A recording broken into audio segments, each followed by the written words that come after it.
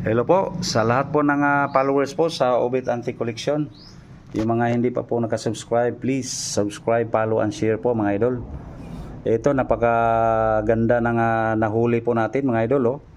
Napakalumang Viewmaster mga idol. Ay ginawa po ito mga idol sa pagsasaliksik po natin mga idol ay taong 1970s mga idol. Kaya silipin natin ito sa malapitan mga idol kung saan po ito nanggaling mga idol. Ayan tingnan natin mga idol made in USA po. Wow. Legit na legit po ito mga idol. Kaya tumagal ito at nag-survive po mga idol.